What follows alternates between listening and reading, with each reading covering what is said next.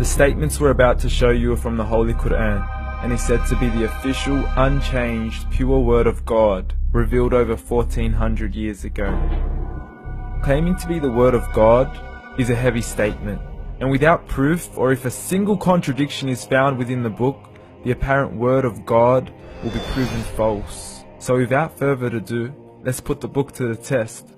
In the 23rd chapter, titled The Believers, from the 12th to the 14th verses, God is said to give a detailed description of how the human being is formed. It begins by saying, "We then placed him as a sperm drop in a place of settlement, firmly fixed. Then we made the drop into a alaqa." We will translate this word very soon. "And then we changed the alaqa into a lump. Then we made out of that lump into bones. And then we clothed the bones with flesh. Then we caused him to grow and come into being and attain the definitive human form." In the 21st century, we can now safely say that this verse is clearly describing the process of human development in correct chronological order. However, what we should be paying attention to in particular is the second stage, referring to the development of the embryo. The specific word used to describe the embryo in this verse is the word alaqa. The word alaqa, when translated into English, can mean three separate things.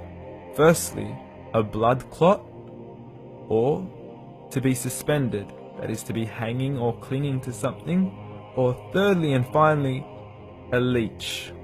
Now, all three definitions don't come anywhere near what we perceive to be the human embryo. So, why are these words used, and what significance do they share with the human embryo? Can the embryo be described as a blood clot? Well, what do you think?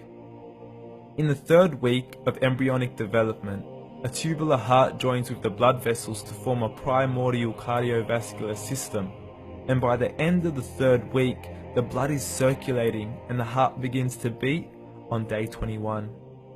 The first thing that comes to mind in regards to being suspended or hanging is the umbilical cord.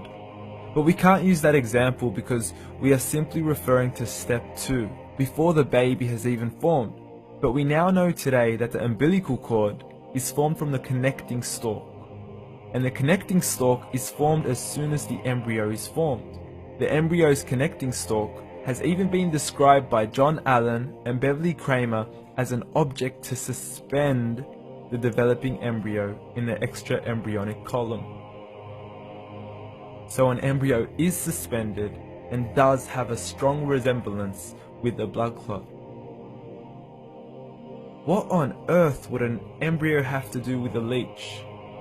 Figure A shows the structure of an embryo at 25 days. Figure B shows a leech. Now please note once again that the embryo in this stage is no greater than the size of a kernel of wheat. This is an X-ray of the embryo at 22 days.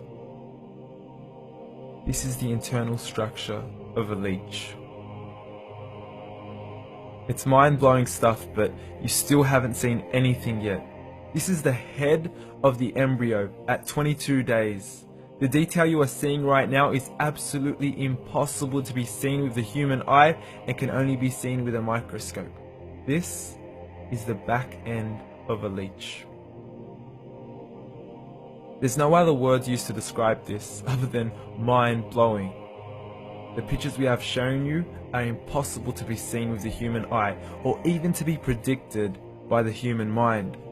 Once again, the verses we have shown you were revealed over 1400 years ago to a man who couldn't read nor write. Are these the words of God? Descriptions of the human embryo in the Quran cannot be based on scientific knowledge in the 7th century. The only reasonable conclusion is that these descriptions were revealed to Muhammad from God, from God, from God, from God.